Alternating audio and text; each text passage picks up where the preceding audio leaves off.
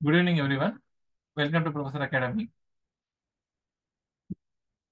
So, as we all know, TN செட்டோட notification பார்த்தீங்கன்னா சடனாக ரிலீஸ் பண்ணி எல்லாரையுமே ஒரு பெரிய பேனிக் கொண்டு வந்துட்டாங்க. 15 to 16 டேஸே நமக்கு ப்ரிப்பேர் பண்ணக்கூடிய டைம் விண்டோவில் இந்த எக்ஸாம் வந்து நம்ம ஃபேஸ் பண்ணணுன்ற ஒரு ஒரு சின்ன சேலஞ்ச் நமக்கு கொடுத்துருக்காங்க.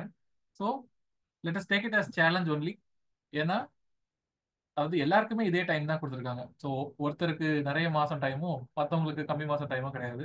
எல்லாருக்குமே இப்போ கொடுத்துருக்க 16 to 18 டேஸ் அந்த டைம் தான் எல்லாருக்குமே இருக்குன்றனால ஸோ எல்லாருமே இதே சேலஞ்சை தான் ஃபேஸ் பண்ண போகிறாங்க. ஸோ அதை நம்ம எப்படி டிஃப்ரெண்ட்டாக அதை வந்து அணுக போகிறோன்றது தான் முக்கியம். ஸோ நம்மளோட ப்ரொஃபஸர் அகாடமி யூடியூப் சேனலில் பார்த்தீங்கன்னா என்னென்ன டாபிக்ஸ் ஜியாகிரபியில் இம்பார்ட்டண்ட்டாக படிக்கணுன்றத நம்ம பார்த்துருந்தோம். ஸோ யூடியூப் சேனலில் அது அவைலபிளாக இருக்கும்.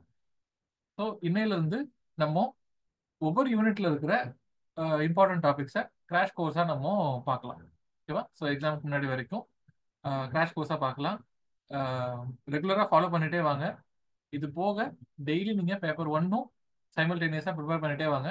ஸோ இந்த முறை டிஎன் செட்டுன்றது ஒரு எட்டாக்கனியாக இல்லாமல் 7 இயர்ஸ்க்கு அப்புறம் நடக்க போகிற ஒரு எக்ஸாமை இது நமக்காகவே கண்டக்ட் பண்ணுறாங்கன்னு நினச்சிக்கிட்டு ப்ரிப்பேர் பண்ண ஸ்டார்ட் பண்ணலாம். கண்டிப்பாக இந்த வாட்டி நம்ம செட்டில் குவாலிஃபை ஆகும். ரைட்டா? சரி. ஸோ எல்லாருக்குமே ஜியாகிரபியோட ஃபர்ஸ்ட் யூனிட் பார்த்தீங்கன்னா ரொம்ப ஃபேவரட்டாக இருக்கும். ஜியோமார்ஃபாலஜி ஸ்டார்ட் பண்ணுறதே முதல்ல மங்களகரமாக ஜியோமார்ஃபாலஜியில் தான் ஸ்டார்ட் பண்ணுவோம் எப்போவுமே. ரைட்? ஸோ அதில் இன்னைக்கு நம்ம பார்க்க போகிறது லேண்ட் ஃபார்ம்ஸ். நம்ம எந்த ஒரு எக்ஸாம் எடுத்துக்கிட்டாலும் நமக்கு ப்ரீவியஸ் இயர் கொஸ்டின்ஸ் தான் பார்த்தீங்கன்னா ஒரு லேடராக இருக்கும். ஓகே, எப்படி படிக்கலாம், என்ன பண்ணலாம், ஏது பண்ணலான்ற ஒரு ஐடியாவை ப்ரீவியஸ் இயர் கொஸ்டின்ஸ் தான் கொடுக்கும். ஆனால் அன்ஃபார்ச்சுனேட்லி நமக்கு ப்ரீவியஸ் இயர் கொஸ்டின்ஸ் டிஎன் செட்டில் ஜியாகிரபிக்குன்னு பெருசாக இல்லாதனால ரீசெண்ட் டைம்ஸில் ஜியாகிரபியில் மற்ற ஸ்டேட்டில் என்னென்ன மாதிரியான செட் எக்ஸாம்ஸ் நடந்திருக்கு அதை பார்த்துட்டு அந்த ஒரு ஐடியா வச்சுட்டு நம்ம வந்து ஃபர்தராக ப்ரொசீட் பண்ணலாம். ஸோ அது வந்து ஒரு better way of handling geography TN செட்டாக இருக்கும். ஓகே, ஸோ இப்போ ரீசெண்ட் டைம்ஸில் மற்ற ஸ்டேட்ஸில் எந்தெந்த மாதிரியான கொஸ்டின்ஸ்லாம் கேட்டிருக்காங்க ஜியோமார்ஃபாலஜியில் அப்படின்றத நம்ம டிஸ்கஸ் பண்ணோம்னா ஒரு ஐடியா கிடைக்கும். ஓகே, இந்த மாதிரி தான் கேட்கறதுக்கு வாய்ப்பு இருக்கு அப்படின்ற மாதிரி. Right? So let's move on.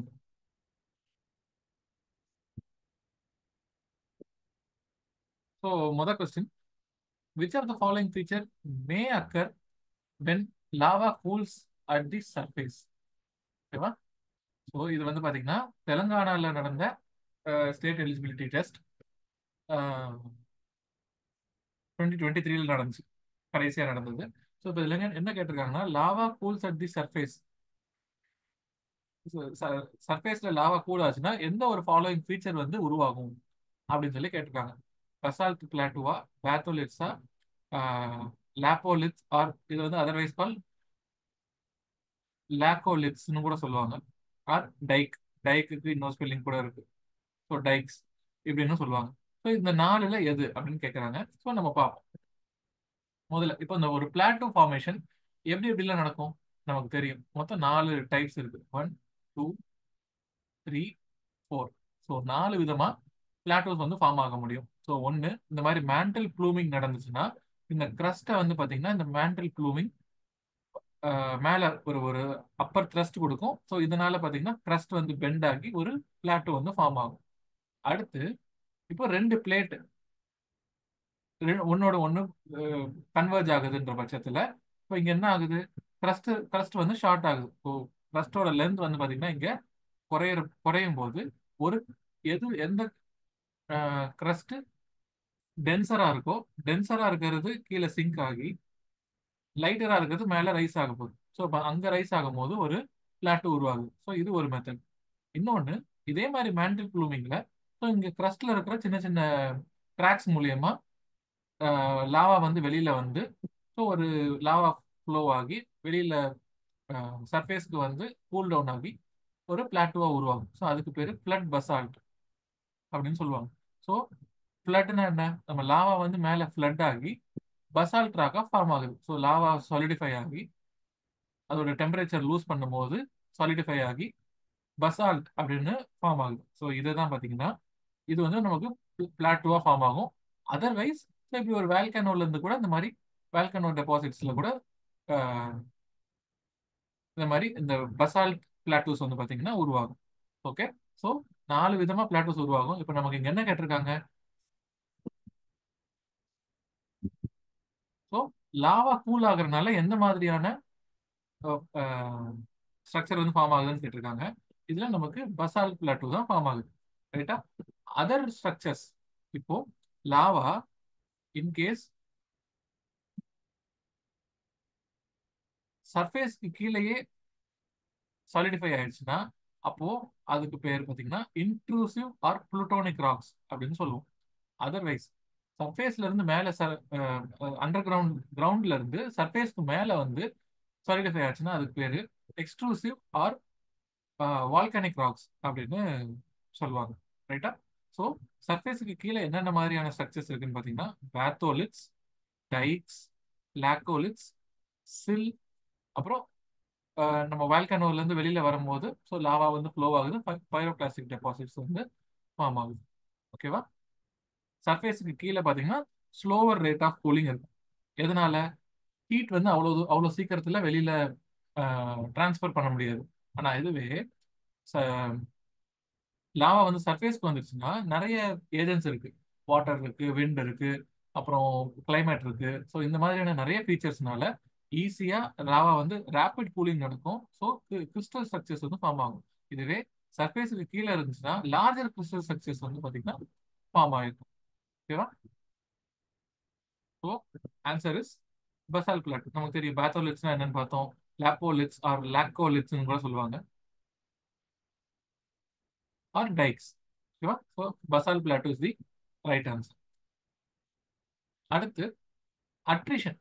Attrition is a process of erosion which involves. அட்ரிஷன்ன்றது என்ன அப்படின்றது கேட்குறாங்க. ஸோ இதுவும் தெலுங்கானால கேட்கப்பட்ட, தெலுங்கானா செட் பேப்பர்ல 2023 கேட்கப்பட்ட ஒரு கொஸ்டின். ஸோ என்னென்ன ஆப்ஷன்ஸ் இருக்கு? Effect of flow upon river bed. River பெட்ல ஃப்ளோ, வாட்டர் ஃப்ளோ நடக்கிறதுனால ஏற்படுறது தான் அட்ரிஷன் அப்படின்றாங்க. இன்னொன்று shattering and breaking up of stream load through collision. Collision அதாவது ரெண்டு ரெண்டு மூணு பார்ட்டிக்கல் ஒன்னோட ஒன்று மோதி உடஞ்சு இந்த ஸ்ட்ரீமோட அப்படியே ஃப்ளோ ஆகிறதுக்கு பேர் தான் அட்ரிஷன் அப்படின்றாங்க. அப்புறம் constriction of flow which raises the velocity of stream. The lifting and quarrying effect of rushing water. So இந்த மாதிரி 4 ஆப்ஷன் கொடுத்துருக்காங்க. இதுல அட்ரிஷன்ன்றது என்ன அப்படின்னு பார்த்தீங்கன்னா நமக்கு ஃப்ளூவியல் எரோஷன்ல ஒரு ரன்னிங் வாட்டர் நடக்குது. இப்போ ஒரு ரன்னிங் வாட்டர் இருக்குன்னா அது 4 விதமா எரோஷன் கொடுக்கும். ஒன்று சொல்யூஷன் ஆர் கொரோஷன். ஸோ இங்கே ஸ்பெல்லிங் ரொம்ப முக்கியம். C CORRO SION. ஓ சொல்யூஷன் ஆர் கொரோஷன். ஸோ இப்போ இங்க என்ன ஆகுது? இப்போ ஒரு ஒரு லைம் இருக்கு, கால்சியம் கார்பனேட் இருக்கு. ஸோ இப்போ மழை பெய்யும் போது என்ன ஆகும்? இந்த கால்சியம் கார்பனேட் தண்ணியோட அப்படியே கரைஞ்சிரும், சொல்யூஷன் ஆயிடும், சாலிபிள் ஆயிடும், வாட்டர் சாலிபிள் ஆயிடும். ஸோ அதுக்கு இந்த மாதிரி ஒரு எரோஷன் நடக்குதுன்னா அதுக்கு பேரு சொல்யூஷன் ஆர் கொரோஷன். அடுத்து அப்ரேஷன் ஆர் கொரேஷன். ஸோ இதை இப்படி ஞாபகம் வச்சுக்கலாம். சொல்யூஷன்ல ஓ இருக்கும், கொரோஷன்லயும் ஓ இருக்கும். அப்ரேஷன்ல ஏ இருக்கும், கொரேஷன்லயும் ஏ இருக்கும். ஸோ அப்ரேஷன் ஆர் கொரேஷன் என்னன்னா wear and tear of material. So இப்போ இங்க என்ன நடக்குது? இப்போ ரெண்டு ரெண்டு பார்ட்டிக்கல் ஒன்னோடு ஒன்று உராஞ்சு அந்த ஃப்ரிக்ஷன்னால பார்த்தீங்கன்னா, அதாவது அந்த பார்ட்டிகளுக்கும் சப்ஸ்டன்ஸ்க்கும் இருக்கிற சர்ஃபேஸ்க்கும் இருக்கிற ஃப்ரிக்ஷன்னால வியர் அண்ட் டேர் நடக்கிறதுக்கு பேரு abrasion or corrosion.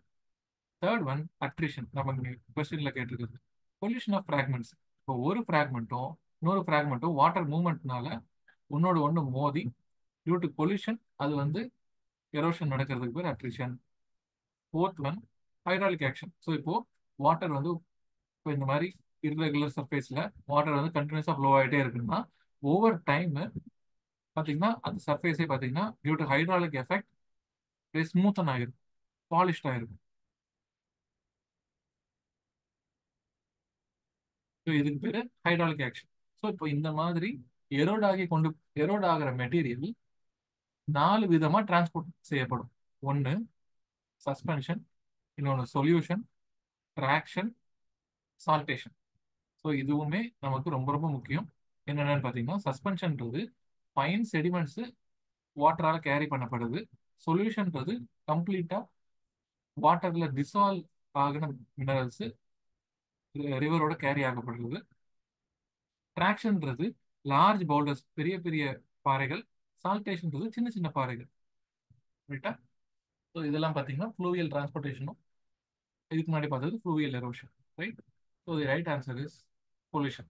Shattering and breaking up of stream load through pollution. இதுதான் பார்த்தீங்கன்னா அட்ரிஷன் அப்படின்னு அர்த்தம். ரைட்?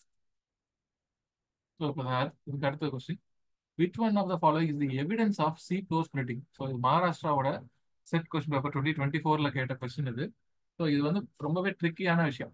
ஸோ சீ ஃப்ளோர் ஸ்ப்ரெட்டிங்க்கு எது வந்து எவிடன்ஸா இருக்கு அப்படின்னு கேட்குறாங்க. இதுல 4மே பார்த்தீங்கன்னா க்ளோஸ் டு ரைட் ஆன்சர் மாதிரியே தான் இருக்கும்.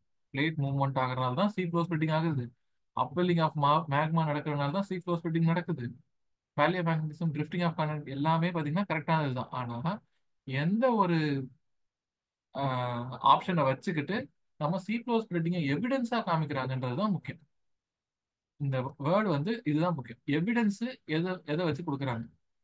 மேக்னெட்டிக் அனாமலிஸா அப்படின்னு கேட்குறாங்க.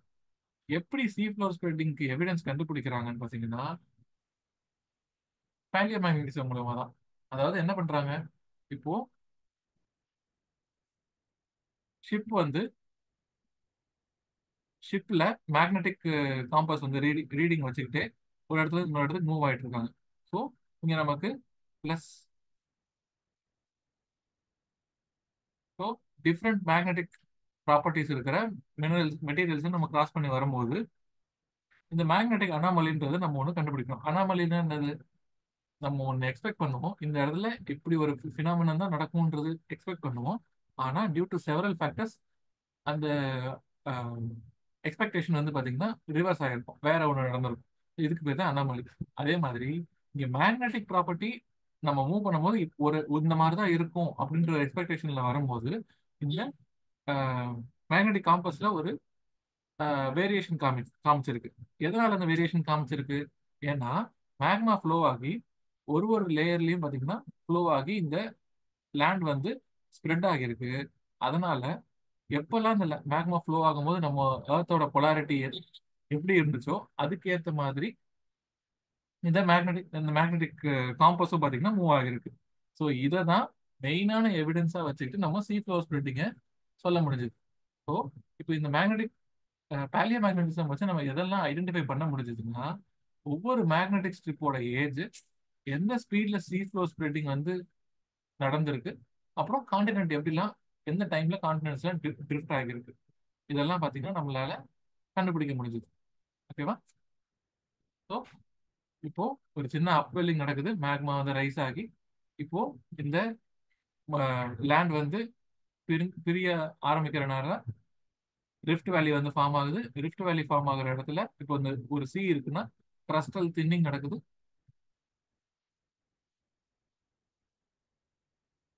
கிரஸ்டல் தின்னிங் நடக்குது.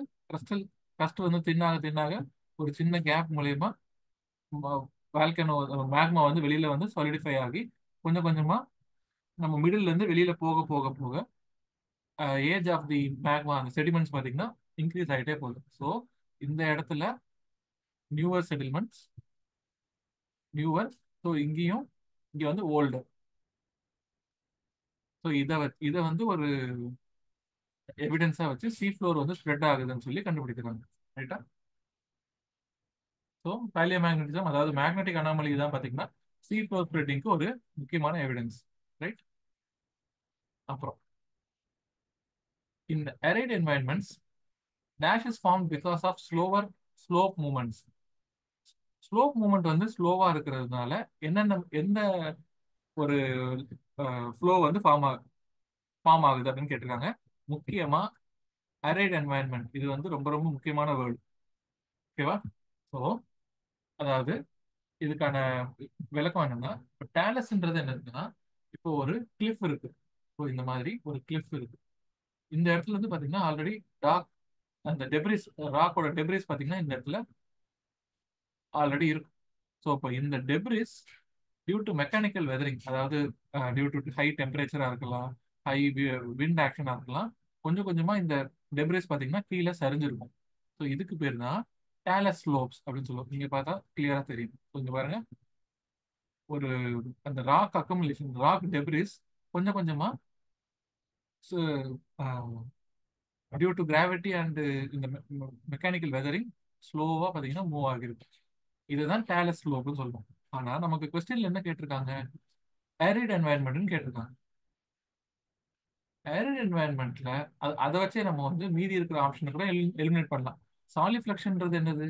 ஸோ இந்த பெரிய கிளேஷியல் லேண்ட்ஃபார்ம், அது பெரிய கிளேஷியல் என்வாயன்மெண்ட்ல கிளேஷியர் வந்து லேசா மெல்ட் ஆகும்போது வாட்டரும் சாயிலும் சேர்ந்து மூவ் ஆகுறதுக்கு பேர் தான் சாலிஃப்ளக்ஷன். இதுவும் பயங்கர ஸ்லோவான மூவ்மெண்ட் தான். அடுத்து டெப்ரிஸ் ஃப்ளோவும் ஸ்லட்ஜிங்கும் இது எங்க நடக்கும்? எங்கெல்லாம் வாட்டர் இன்வால்வ் ஆகிருக்கோ அங்கதான் நடக்கும். நம்மளோட கொஸ்டின் என்னது? அரிட் என்வாயன்மெண்ட்ல அரிட் என்வாயன்மெண்ட்ல எந்த மாதிரியான ஃபார்மேஷன் நடக்கும் அப்படின்னு தான் கேட்டிருக்காங்க. So Dallas is the right answer. Okay. Fifth one, which one of the following is an example of microplate? So என்னென்ன டைப்ஸ் ஆஃப் பிளேட் இருக்கு அதெல்லாம் பார்ப்போம். ஸோ நேச்சர் ஆஃப் த பிளேட்டை வச்சு நம்ம செவரல் டைப்ஸாக பிரிக்கலாம். ஃபர்ஸ்ட் சைஸை வச்சு நம்ம மேஜர் பிளேட்ஸ், மைனர் பிளேட்ஸ் அப்படின்னு பிரிக்கலாம். அதோட சர்ஃபேஸை வச்சு கான்டினென்டல் பிளேட்னும் ஓஷியானிக் பிளேட்னும் ஓஷியானிக் கான்டினென்டல் பிளேட் அப்படின்னும் பிரிக்கலாம். ஸோ கான்டினென்டல் பிளேட்ன்றது கம்ப்ளீட்லி கான்டினென்ட்டை கவர் பண்ணக்கூடிய ஒரு பிளேட்டு. அப்புறம் ஓஷியானிக் பிளேட்ன்றது பார்த்தீங்கன்னா அதில் மெஜாரிட்டி வந்து பார்த்தீங்கன்னா ஓஷனே கவர் பண்ணியிருக்கோம். ஓஷியானிக் அண்ட் கான்டினென்டல் பிளேட்ன்றது என்னதுன்னா பாதி ஓஷனும் இருக்கும், கொஞ்சம் கான்டினென்ட்ஸும் இருக்கும். Indo Australian plate, North American plate, South American plate, African plate, Antarctica plate, இதெல்லாம் பார்த்தீங்கன்னா ஓஷனும் இருக்கும் கான்டினென்ட்டும் கலந்து இருக்கும். ஸோ இதில் நமக்கு கொஸ்டின் என்னது? Which one of the following is the minor பிளேட்னு கேட்குறாங்க. ஸோ நம்ம என்னென்ன மேஜர் பிளேட்ஸ் இருக்கு, என்னென்ன மைனர் பிளேட்ஸ் இருக்குன்றதெல்லாம் பார்க்கணும். ஸோ இங்கே பாருங்க. So North American plate, South American plate, African plate, Antarctic plate, Indo Australian plate, Eurasian plate, Pacific plate. So இதெல்லாம் பார்த்தீங்கன்னா மேஜர் பிளேட்ஸ். அதுக்கப்புறம் இங்க நமக்கு கொடுத்துருக்கிற ஆப்ஷன்ஸ்லேயே இருக்கிறதுலே மைனர் பிளேட் இது. இங்க பாருங்க, Juan de Fuca plate. So right answer is Juan de Fuca plate. மீதி இருக்கிற சொமாலி பிளேட்டா இருக்கட்டும், கரிபியன் பிளேட், பிலிப்பைன்ஸ் பிளேட்லாம் பாருங்க, கம்பேரிட்டிவ்லி வான் டி ஃபூகா விட்டு பெருசாக தான் இருக்கும். So Caribbean plate, Philippines plate, so இங்கே வந்து சொமாலி பிளேட்னு வரும். ஸோ இது வந்து சொமாலி பிளேட். இது எல்லாமே பார்த்தீங்கன்னா ரிலேட்டிவ்லி வான் டி ஃபூகா விட்டு லார்ஜர் பிளேட்ஸாக இருக்கும். ஸோ நம்ம right answer is Juan de Fuca. So இதை ஜுவான்னு சொல்ல வேணாம், வான் வான் அப்படி அப்படி ப்ரொனவுன்ஸ் பண்ணணும். ஓகே, வான் டி ஃபூகா. ஸோ இதுவுமே பார்த்தீங்கன்னா மத்திய பிரதேஷோட 2024 நடந்த செட் எக்ஸாம்ல இருந்து கேட்கப்பட்ட ஒரு கேள்வி. ரைட்டா? அடுத்து, which are the following landmarks is not a part of Laurasia? லொரேஷியான்ற இதுல இந்த 4 ஆப்ஷன்ல இருக்கிறது எது வந்து நாட் அ பார்ட் அப்படின்னு கேட்குறாங்க. இதுவும் மத்திய பிரதேஷ்ல இருக்கிற ஒரு செட் கொஸ்டின் 2024ல கேட்டது. ஸோ நம்ம இந்த கிரஸ்டல் எவல்யூஷன் பத்தி படிச்சோம்னா தெரியும். முன்னாடி 250 மில்லியன் இயர்ஸ்க்கு முன்னாடி ஒன் பிக் லேண்ட் மாஸா இருந்துச்சு. பான்ஜியா அப்படின்றது லேண்ட் மாஸ், வாட்டர் பாடின்றது ஒன் பிக் வாட்டர் பாடின்றது பான்தலாசா அப்படின்னு இருந்துச்சு. அப்புறம் 200 மில்லியன் இயர்ஸ்க்கு முன்னாடி என்ன ஆச்சுன்னா ரெண்டு லேண்டா பிரிஞ்சது. நார்த்ல வந்து லொரேஷியானும் சவுத்ல கோண்ட்வானானும் பிரிஞ்சது. அப்போ அதுக்கப்புறம் நமக்கு தெரியும், அதாவது நிறைய தியரிஸ்ல படிச்சிருப்போம், எப்படி ஒவ்வொரு லேண்ட் மாஸ் வந்து ஃப்ளைட் இது போல்ஸ் நோக்கி போச்சு, அப்புறம் எப்படி ஈக்குவேட்டர் நோக்கி வந்துச்சு, ஈக்குவேட்டர்ல இருந்து எப்படி ஒரு பார்ட் வந்து வெஸ்ட் நோக்கி மூவ் ஆச்சு, இது எல்லாத்தையுமே நம்ம வந்து பார்த்தோம். இதுல கொஸ்டின் என்ன கேட்டிருக்காங்க? எது வந்து லொரேஷியால பார்ட் கிடையாது அப்படின்னு கேட்டிருக்காங்க. இங்க பாத்தீங்கன்னா தெரியும் லொரேஷியால என்னென்னலாம் இருக்கு. யுரேஷியா இருக்கு, அப்புறம் இந்த கிரீன் மோஸ்ட் ஆஃப் தி யுரேஷியாவை தான் பாத்தீங்கன்னா லொரேஷியாக்குள்ள வரும். கோண்ட்வானால தான் பாத்தீங்கன்னா India, Africa, north and south America, Australia, and Antarctica. So இது எல்லாமே பார்த்தீங்கன்னா ஒன்ஸ் கோண்ட்வானாவோட ஒரு பார்ட்டாக தான் இருக்கும். ஓகேவா? ஸோ நம்ம இந்தியன் ஜியாகிரபி படிக்கும்போது கூட பார்த்துருப்போம். ஸோ இந்தியாவில் கோண்ட்வானா கோண்ட்வானா கோல் வந்து பார்த்தீங்கன்னா கிடைக்கும் நமக்கு. Okay. So so the right answer is South America. So லொரேஷியாவில் எது வந்து பார்ட் கிடையாதுன்னு பார்த்தீங்கன்னா சவுத் அமெரிக்கா. ஸோ இந்த நார்த் அமெரிக்கா, கிரீன்லேண்ட், யூரோப் இது எல்லாமே பார்த்தீங்கன்னா ஒன்ஸ் அ பார்ட் ஆஃப் லொரேஷியாவாக தான் இருந்திருக்கும். சவுத் அமெரிக்கா வந்து part of Gondwana. Okay. So அடுத்த question, which one of the following is a product of glaciofluvial process? So இது வந்து பார்த்தீங்கன்னா ஜம்மு அண்ட் காஷ்மீரில் 2024 கேட்கப்பட்ட ஒரு செட் கொஸ்டின். ஸோ கிளேஷியோஃப்ளூவியல் லேண்ட்ஃபார்ம், அதாவது கிளேஷியல் லேண்ட்ஃபார்மில் எது வந்து ஆஃப் தி ஃபோர் வந்து எது வந்து கிளேஷியோஃப்ளூவியல் லேண்ட்ஃபார்ம்னு கேட்குறாங்க. ஓகேவா? என்னன்றத பார்ப்போம். முதல்ல கிளேஷியரோட டெபாசிஷன் லேண்ட்ஃபார்ம்ஸ்லாம் பார்த்தோம்னா முக்கியமானது டில், ட்ரம்லின்ஸ், அப்புறம் எஸ்கர்ஸ். அது என்ன டில், ட்ரம்லின்ஸ், எஸ்கர்ஸ் அப்படின்னு பார்த்தீங்கன்னா, ஸோ இப்போ இந்த டில்ன்றது அதாவது நம்ம கிளேஷியர்ல இருக்கிற சின்ன சின்ன ஃபைனான செட்டில்மெண்ட்ஸ் கிளேஷியரோட ஃபுட்ல இருக்கும். அதாவது கிளேஷியரோட பாட்டம்ல இருக்கக்கூடிய ஃபைன் செட்டில்மெண்ட்ஸ், கிளேஷியர் மூவ் ஆகும் போது கொஞ்சம் கொஞ்சமா கேரி பண்ணி கொண்டு வந்துட்டு இருக்கிற ஃபைன் செட்டில்மெண்ட்ஸை நம்ம டில் அப்படின்னு சொல்லுவோம். ட்ரம்லின்ஸ்ன்றது என்னன்னா, இப்போ இந்த டில் வந்து கொஞ்சம் கொஞ்சமா அக்யூமுலேட் ஆகி இருக்குன்னா, ஸோ இங்க பாருங்க, இப்போ இந்த கிளேஷியர் என்ன பண்ணும், ரிவர்ஸ்ல மூவ் ஆகும். ஏன்னா இப்போ இந்த கிளேஷியர் வந்து மெல்ட் ஆகி போகும்போது இந்த கிளேஷியர் வந்து ரிவர்ஸ்ல மூவ் ஆகுற மாதிரி தெரியும். ஸோ கிளேஷியர் வந்து விட்டுட்டு போன பகுதியில் இந்த ட்ரம்லின்ஸ் வந்து நம்மளால பார்க்க முடியும். இந்த டில் வந்து கொஞ்சம் கொஞ்சமா அக்யூமுலேட் ஆகி ட்ரம்லின்ஸா ஃபார்ம் ஆகிருக்கும். இது எப்படி இருக்கும்னா ஒரு இன்வெர்டட் போட் ஷேப் ஸ்ட்ரக்சரா இருக்கும். ஸோ போட் எப்படி இருக்கும், ஸோ இந்த மாதிரி போட் வந்து இருக்கும். அதுவே திருப்பி போட்டோம்னா எப்படி இருக்கும், ஸோ இப்படி ஒரு இன்வெர்டட் போட் ஷேப்டா இந்த ட்ரம்லின்ஸ் வந்து பார்க்க முடியும். அப்புறம் எஸ்கர்ஸ்ன்றது என்னதுன்னா, இது ரொம்ப இன்ட்ரெஸ்டிங்கான ஒரு விஷயம். ஸோ நம்ம கிளேஷியருக்கு உள்ள இன்சைடு கிளேஷியர் பார்த்தீங்கன்னா வாட்டர் வந்து மெல்ட் ஆகி கிளேஷியர்ல இருந்து வெளியில பார்த்தீங்கன்னா வெளியில வரும். ஸோ அதை இந்த இந்த எஸ்கர்ஸ்ல நல்லாவே இது வந்து பார்க்க முடியும். ஸோ கிளேஷியர் உள்ள மெல்ட் ஆகி வாட்டர் வந்து இந்த இது வழியா வெளியில வந்துட்டு இருக்கும். அந்த கேப்ல பார்த்தீங்கன்னா due to high compressive strength இங்கே பக்கத்தில் இருக்கிற லேண்ட் மாஸ் வந்து பார்த்தீங்கன்னா இந்த மாதிரி ரைஸ் ஆகுது.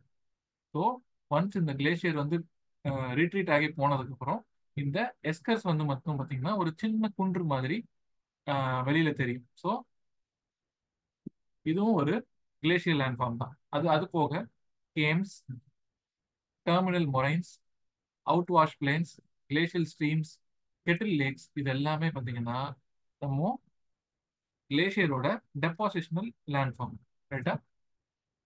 நமக்கு ஆப்ஷன்ல கொடுத்துருக்க மீதி என்னதெல்லாம் பார்த்தீங்கன்னா போல்சன், பெடிமெண்ட்ஸ், பஜாடாலாம் கொடுத்துருக்காங்க. இது வந்து பார்த்தீங்கன்னா ஒரு செமி அரிட் லேண்ட்ஃபார்ம். ஸோ செமி அரிட் கண்டிஷன்ல ஸோ இந்த மாதிரி ஒரு வேலியில இருக்கிற இடத்துக்கு பேரு நம்ம வந்து பிளேயாஸ் அப்படின்னு சொல்லுவோம். அந்த வேலிக்கு பக்கத்துல இருக்கிற இந்த ஹைலாண்ட்ஸுக்கு பேரு போல்சன் சொன்னோம். போல்சன்ஸ், பிளேயாஸ், பெடிமெண்ட்ஸ்ன்றது இந்த இந்த போல்சனுக்கு கீழே மவுண்டனுக்கு கீழே டெபாசிட் ஆகி இருக்கிற ஒரு அலுவியல் கோணம் நம்ம பெடிமெண்ட்ஸ்னும். பஜாடான்றது இந்த மொத்த இடத்த ஏரியா பிட்வீன் பிளேயா அண்ட் பெடிமெண்ட்ஸை நம்ம வந்து பஜாடா அப்படின்றத சொல்லுவோம். ரைட்டா? ஸோ இது வந்து செமி அரிட் லேண்ட்ஃபார்ம் நமக்கு கொடுத்துருக்கிறது. மீதி 3 செமி அரிட் லேண்ட்ஃபார்ம், 1 மட்டும் பார்த்தீங்கன்னா கிளேஷியல் லேண்ட்ஃபார்ம். ரைட்டா? ஸோ இப்போ இந்த லேண்ட்ஃபார்ம் பொறுத்த வரைக்கும் நமக்கு 5 இருக்கு. கிளேஷியல், காஸ்ட், இயோலியன், ஃப்ளூவியல், வேவ் கட், அப்புறம் செமி அரிட். ஸோ இந்த மாதிரி 6 லேண்ட்ஃபார்ம்ஸ் இருக்கு மொத்தம் நமக்கு. ஸோ இப்போ இந்த 6லையும் நம்ம எரோஷனல் லேண்ட்ஃபார்ம்ஸ் என்னென்ன இருக்கு, டெபாசிஷனல் லேண்ட்ஃபார்ம்ஸ் என்னென்ன இருக்கு, எந்த மெக்கானிசம் எப்படி நடக்குது, என்னென்ன டைப்ஸ் ஆஃப் எரோஷன் நடக்குது, types of erosion and transportation. இது எல்லாமே பாத்தீங்கன்னா இந்த ஆறுத்துக்கும் நம்ம கண்டிப்பா படிச்சிருக்கணும். ஒவ்வொரு இதுலயும் ஒவ்வொரு வாட்டியும் எக்ஸாம்ல நம்ம ஜியோமார்ஃபாலஜில இருந்து கேட்கும்போது கண்டிப்பா இந்த எரோஷனல் அண்ட் டெபோசிஷனல் லேண்ட் ஃபார்ம்ஸ்ல இருந்து நிச்சயமா பாத்தீங்கன்னா 2 or 3 கொஸ்டின்ஸ் வந்து இருக்கும். ஸோ ஒன்னொன்னுலயும் என்னென்ன டைப்ஸ் இருக்கு, அது எப்படி பார்க்க ஸ்ட்ரக்சர் எந்த மாதிரி இருக்கு, எப்படி ஃபார்ம் ஆச்சு, இது எல்லாத்தையும் தெரிஞ்சுக்கிட்டீங்கன்னா போதும். நிச்சயமா 2 or 3 கொஸ்டின்ஸ் நம்ம அட்டன் பண்ணிடலாம். ரைட்டா? அப்புறம் rigid lithospheric slabs are also known as plates. Okay, what would be the result if the oceanic plate collides with continental plate? இப்போ ஓஷியனும் கான்டினென்டல் கொலைட் ஆச்சுன்னா என்ன ஆகும் அப்படின்றது தான் கேட்குறாங்க. ரைட்டா? ஸோ இங்க என்ன கேட்குறாங்க, கன்வர்ஜன் பிளேட் பவுண்டரி பற்றி தான் இங்க டிஸ்கஸ் பண்றாங்க. கன்வர்ஜன் பிளேட் பவுண்டரியில 3 விதம் இருக்கு. ஒன்று ஓஷியனும் கான்டினென்டலும் கொலைட் ஆகிறது, இன்னொன்று 2 ஓஷியானிக் பிளேட் வந்து கொலைட் ஆகிறது. கன்வர்ஜன்னாலே என்னது, ஒன்னோட ஒன்று மோதிக்கிறது. அப்புறம் இன்னொன்று 2 கான்டினென்டல் பிளேட். ஸோ இப்போ இந்த மாதிரி 2 டெக்டானிக் பிளேட் மோதிக்கும் போது டிஸ்ட்ரக்டிவ் பவுண்டரிஸ் அப்படின்றது ஒன்று உருவாகும். அப்படின்னா என்ன, ஒரு க்ரஸ்ட் வந்து இவ்வளோ லென்த் இருக்கு, அப்போ இந்த க்ரஸ்ட் வந்து எப்படியோ இடிச்சு அதோட லென்த் வந்து பார்த்தீங்கன்னா இங்கே ஷார்டன் ஆகுது. ஸோ அதுக்கு பேர் டிஸ்ட்ரக்டிவ் பவுண்டரிஸ் அப்படின்னு சொல்லுவாங்க. ஸோ இந்த மாதிரியான ஜோன்ஸ்ல ஒரு சப்டக்ஷன் நடக்கும், அதனால டீப் ட்ரென்ச்சஸ் ஃபார்ம் ஆகலாம். எதனால, ஒரு ஹெவியர் பிளேட் வந்து பார்த்தீங்கன்னா லைட்டர் பிளேட்டோட கீழே போயிடும். ஸோ லைட்டர் பிளேட் மேலேயே இருக்கும், ஹெவியர் பிளேட் அதிக டென்சிட்டி இருக்கிற பிளேட் வந்து பார்த்தீங்கன்னா சப்டக்ட் ஆகிடும். ஸோ இப்போ இந்த மாதிரி நடக்கிறதுனால நமக்கு மவுண்டன் ரேஞ்சஸ் ஃபார்ம் ஆகலாம், ஐலாண்ட் ஆர்க்ஸ் ஃபார்ம் ஆகலாம், டீப் ட்ரென்ச்சஸ் ஃபார்ம் ஆகலாம், volcanic arcs plus along with earthquake இதெல்லாம் நடக்கலாம். ஸோ என்னென்ன விதமான கன்வர்ஜன் பிளேட் பவுண்டரிஸ்லாம் இருக்குன்றத பார்க்கலாம்.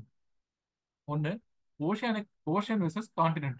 ஸோ இப்போ இந்த மாதிரி ஒரு ஓஷியானிக் பிளேட் பவுண்டரியும் கான்டினென்டல் பிளேட் பவுண்டரியும் இந்த மாதிரி கன்வர்ஜ் ஆக போகுதுன்னா இடிச்ச உடனே என்ன ஆகும், ஓஷியானிக் பிளேட் பவுண்டரி அதிக டென்சிட்டியோட இருக்கிறதுனால இது ஓஷியானிக் பிளேட் பவுண்டரி பார்த்தீங்கன்னா சப்டெக்ட் ஆகும். ஸோ இப்போ இந்த மாதிரி சப்டெக்ட் ஆகும்போது என்ன ஆகுது, ட்ரென்ச்சஸ் ஃபார்ம் ஆகுது. அதர் சைடு இந்த கான்டினென்டல் பிளேட் பவுண்டரி வந்து பார்த்தீங்கன்னா டிஃபார்ம் ஆகி ஒரு ஃபோல்டு மவுண்டன் வந்து உருவாகுது. இந்த சப்டெக்ட் ஆகுறது டியூ டு ஹை டெம்பரேச்சர் என்ன ஆகுது, இந்த பிளேட் பவுண்டரி வந்து பார்த்தீங்கன்னா மெல்ட் ஆகி இந்த கிராக்ஸ் மூலியமா 2 பக்கமும் வால்கனோஸ் பார்த்தீங்கன்னா உருவாகிறதுக்கு காரணமா இருக்கு. ரைட்டா? இது வந்து ஓஷியானிக் வெர்சஸ் கான்டினென்டல். இங்க அடுத்து ஓஷனும் இப்போ வந்து கொலைட் ஆக போகுதுன்னா என்ன நடக்கும்னா, இப்போ ரெண்டுமே ஹையர் டென்சிட்டி தான், ஆனா இதுல எது வந்து மோர் டென்சரா இருக்கோ அது வந்து பாத்தீங்கன்னா சப்டெக்ட் ஆகும். இதே ஃபார்மேஷன் தான், ஒரு ஃபோல் மவுண்டன் உருவாகும். அது வந்து வாட்டருக்கு மேல வரும்போது ஒரு ஐலாண்ட் ஆர்க்கா தெரியும். அது போக கீழே வந்து நமக்கு மெல்டிங் நடந்து வால்கனோஸ் பார்த்தீங்கன்னா உருவாகும். ஸோ வால்கனிக் ஐலாண்டும் இருக்கும், ஐலாண்ட் ஆர்க்ஸும் பார்த்தீங்கன்னா நமக்கு ஓஷன் வெர்சஸ் ஓஷன்ல இருக்கு. அடுத்து கான்டினென்ட் வெர்சஸ் கான்டினென்ட்ல இங்க வந்து பார்த்தீங்கன்னா நமக்கு ட்ரென்ச்சஸ் உருவாகுது. ட்ரென்ச்னாலே என்னது, தண்ணி நீருக்கு அடியில் இருக்கக்கூடிய ஒரு டீப்பஸ்ட் பாயிண்ட் தான் நம்ம ட்ரென்ச்னு சொல்லுவோம். இங்க கான்டினென்ட் கிரஸ்ட் வந்து இடிக்கும் போது ரெண்டுத்துக்குமே சேம் டென்சிட்டி. அப்போ உருவாகும் போது ரெண்டுமே வந்து மோதும் போது ஒரு போல் மவுண்டன் வந்து பாத்தீங்கன்னா கிரியேட் ஆகும், கான்டினென்ட் வெர்சஸ் கான்டினென்டல் கொலிஷன் நடக்கும்போது. ரைட்டா? ஸோ இதனாலதான் இங்க நமக்கு ஆப்ஷன் என்ன கொடுத்துருக்காங்க, ocean oceanic and continental plate வந்து will never touch each other. அது தப்பு. Ocean versus and continental plates will collide with each other. Okay, இடிக்கும், சரி. ஆனா ஃபுல் ஆன்சர் இருக்கா, இல்ல. சி என்ன கொடுத்துருக்காங்க, continental plate will be forced below the ocean பிளேட்டா. கான்டினென்டல் பிளேட் என்ன ஆகும், லெஸ் டென்சரா இருக்கிறனால ஓஷன் பிளேட்